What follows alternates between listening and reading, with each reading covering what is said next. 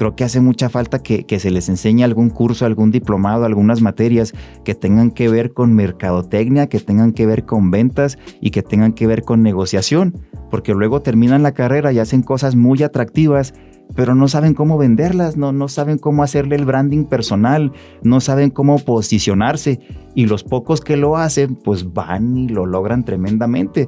Hola, soy Carly Esiaguirre y este es el tercer episodio de Relatos de Literatura, un programa producido por el Departamento Editorial de la Dirección de Extensión y Difusión de la UASH.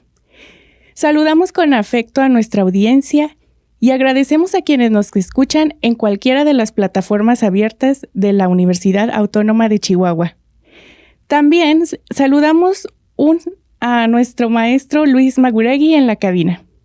Hoy nos acompaña Daniel Andujo, licenciado en Administración de Empresas con maestría en Recursos Humanos y en Mercadotecnia.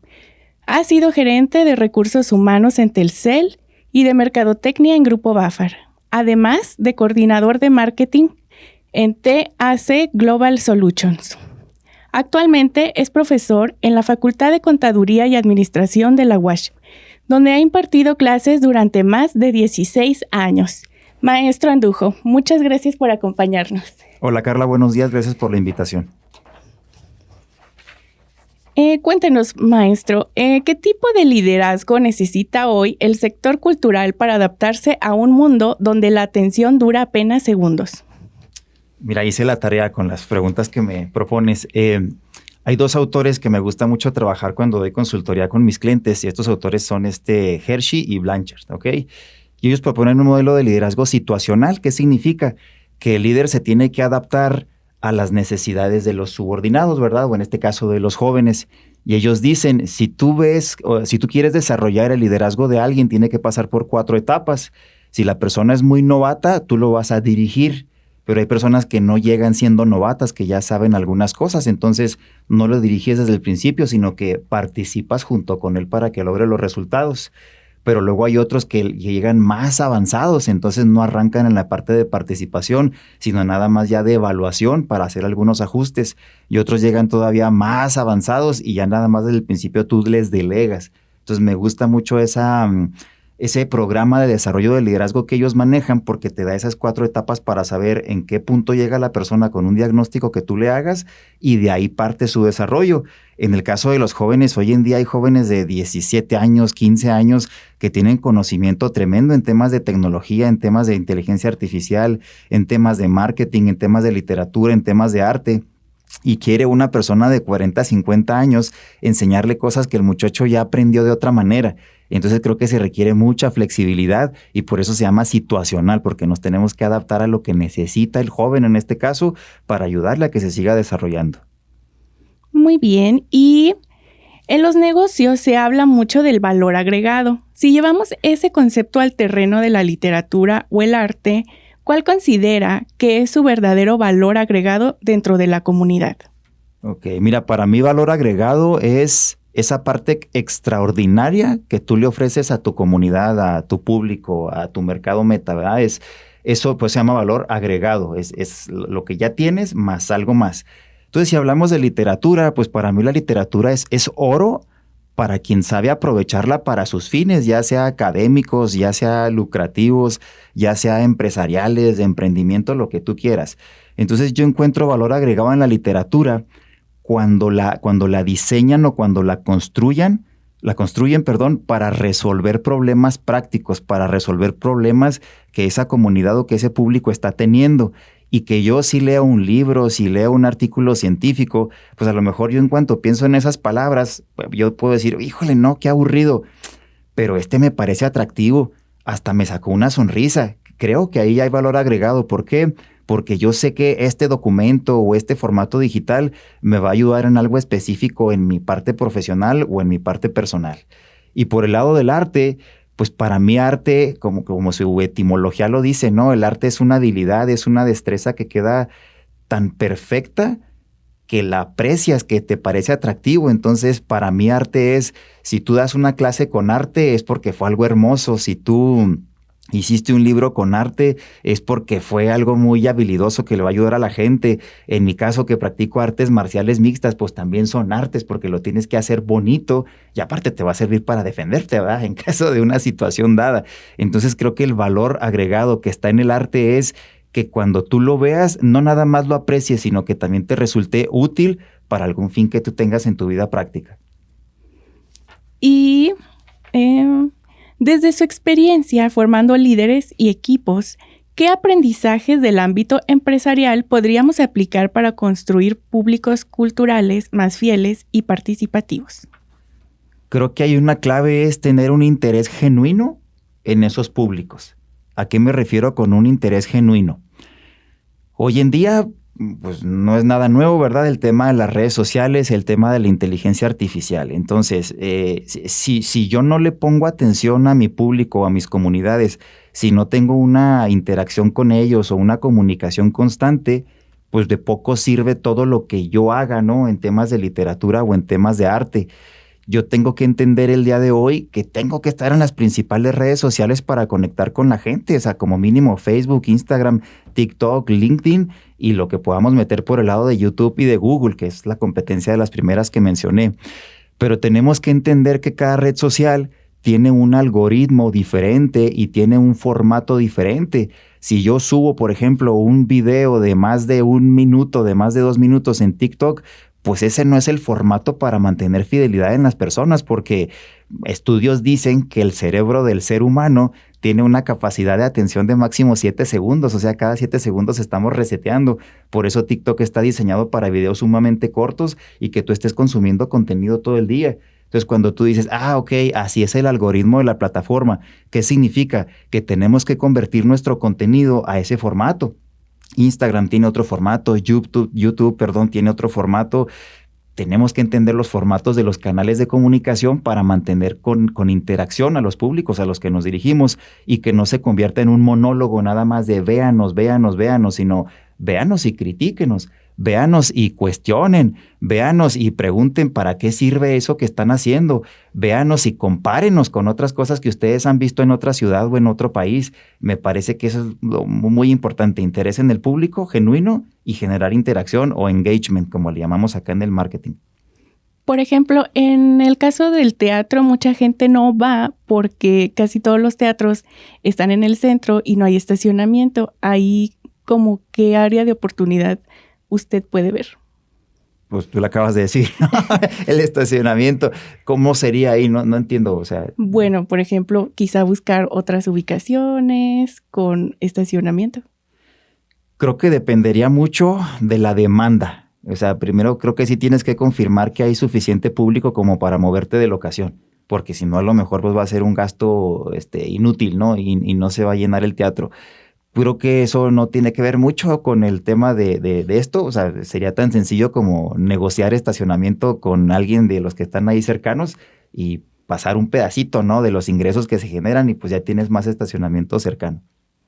Muy bien. Muchos proyectos artísticos o literarios enfrentan el reto de sostenerse a largo plazo. ¿Qué podríamos aprender del modelo del negocio de las empresas para lograr que estos proyectos sean viables sin depender únicamente de apoyos públicos? Ok, sí, mira, yo respeto mucho a las personas que veo que le invierten muchísimo tiempo a diseñar un libro, a hacer un poema, a hacer una canción, a hacer una escultura, todo este tema, ¿no? Y creo que es muy válido que cuando una persona hace eso, pues lucre con ello, porque al final pues es parte de su vida profesional, ¿no? Es como si alguien tuviera un restaurante y nada más hiciera comida por el mero gusto, pues tiene que haber un ingreso de por medio, ¿no? Entonces creo que sí hace mucha falta que las personas que están en este contexto de la literatura y el arte, creo que hace mucha falta que se les enseñe algún curso, algún diplomado, algunas materias que tengan que ver con mercadotecnia, que tengan que ver con ventas y que tengan que ver con negociación, porque luego terminan la carrera y hacen cosas muy atractivas, pero no saben cómo venderlas, no saben cómo hacerle el branding personal, no saben cómo posicionarse. Y los pocos que lo hacen, pues van y lo logran tremendamente. Por decirte un ejemplo, ¿no? Está este autor, poeta, Odín Dupeirón. pues es una persona muy creativa, pero no solo es creativo para el tema de literatura y arte, o sea, él sabe venderse y cobra bastante bien cada vez que viene a Chihuahua y se la pasa viajando.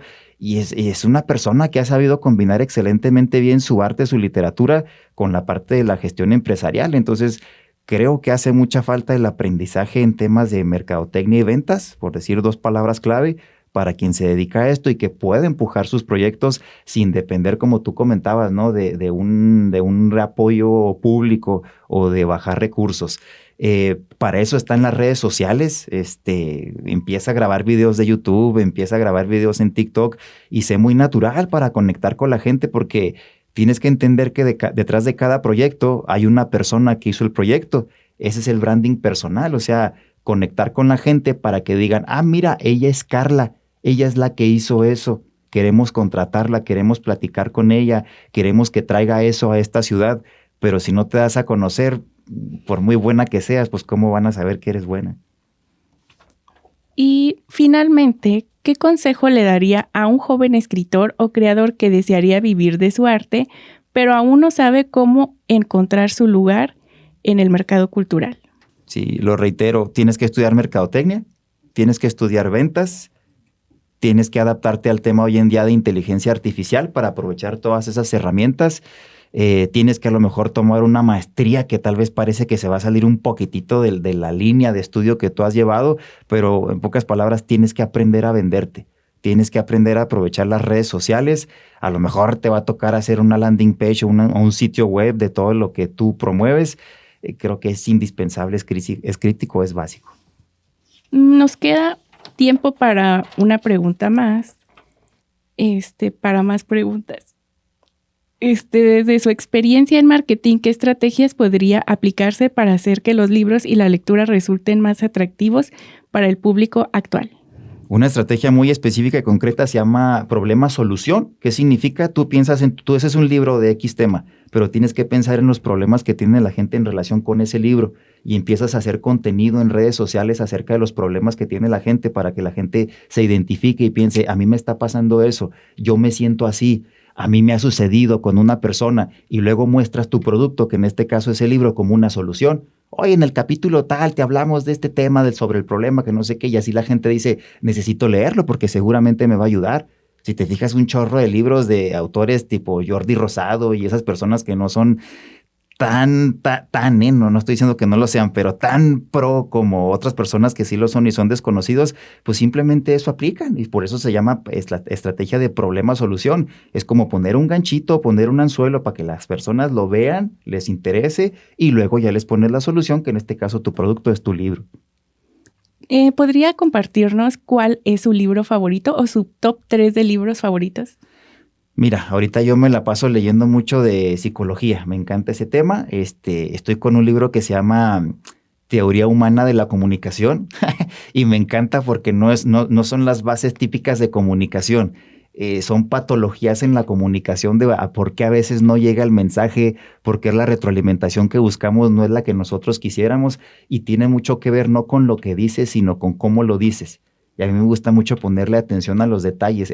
Si estoy enfrente de alguien y veo una reacción física, corporal, pues me estás comunicando algo y lo tenemos que aprender. Si estoy en redes sociales y algo no genera interacción, yo tengo que ver, o sea, pensar qué de lo que puse en mi contenido, en ese video o en esa imagen, no generó interacción y por qué otro video sí. Porque cuando utilizo micrófono suceden estos resultados y cuando no utilizo micrófono suceden estos otros resultados. Si pongo una mujer, genera esto. Si pongo un hombre, genera esto. Si lo subo en este momento del día. O sea, todo este tema son detalles de comunicación. Ahorita yo estoy específicamente con ese libro, es lo que traigo en mente. Ese sería ahorita. Nos queda un minuto. ¿Algo que quiera decirle a sus estudiantes?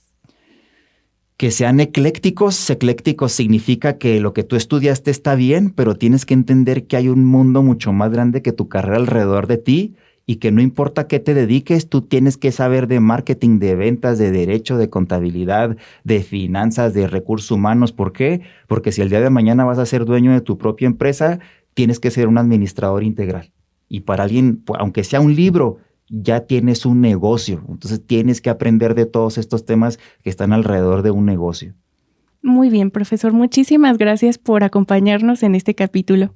Gracias por la invitación. Hasta luego. Él es Luis Daniel Andujo García y esto es Relatos de Literatura.